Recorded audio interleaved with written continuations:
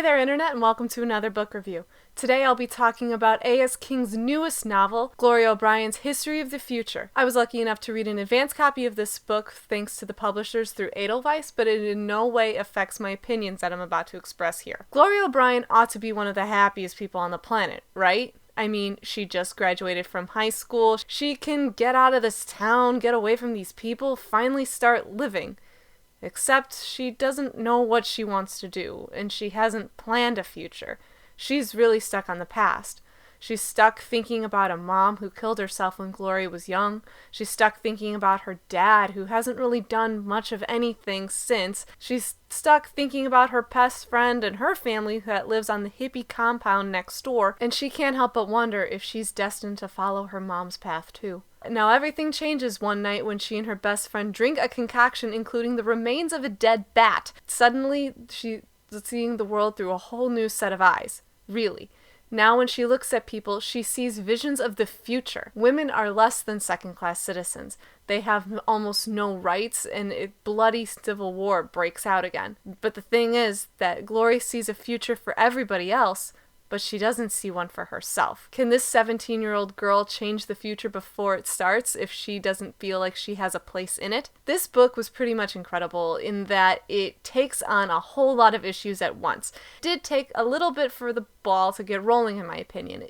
Gloria and her friend don't even drink the bat until page 50, and so it takes a while to build up to things. But once Gloria's visions did start, I was very interested in seeing what happened next. A.S. King has always been very open about the fact that she is a fan of Kurt Vonnegut's writing, and never more has that been obvious than in this book. The style here is very reminiscent of Vonnegut's. Now, for me, that was kind of a struggle because I am not particularly in tune with Kurt Vonnegut's writing, but I feel like it still worked. I feel like you had to use some of this sort of surrealist kind of out there narrative style to get the story across. And also, it just lends itself a lot to Gloria's voice. This is a girl who is very smart and at the same time almost can't see that. She doesn't trust in herself and what is going to happen in the world.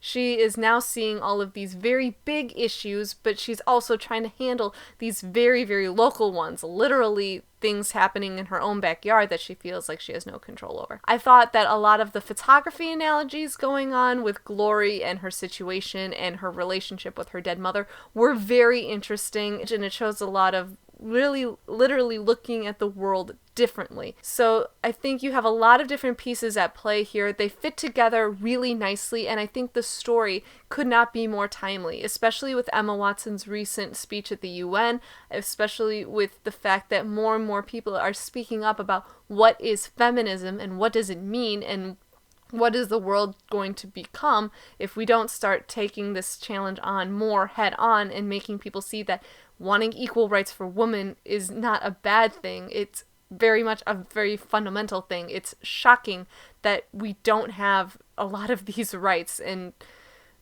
it's bizarre to me that we are almost 100 years after women finally got the right to vote, and we are still having some of these conversations. It's a struggle, and I think that having a young adult novel that basically takes feminism head on and says, what can we do, is a very good thing. I'm so happy that this book is going to exist because I think it's a conversation that is long overdue. Is this my favorite A.S. King novel? No. It didn't quite speak to me in the way that some of her other books did. However, I am very confident that this book is going to have a huge audience. I have no doubt that it is going to touch people and it is going to affect change, and just because it's not my favorite doesn't mean it's not good.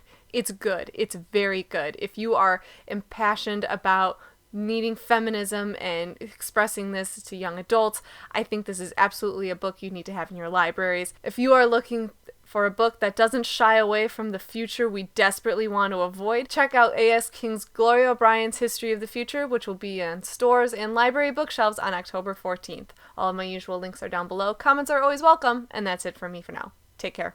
Bye.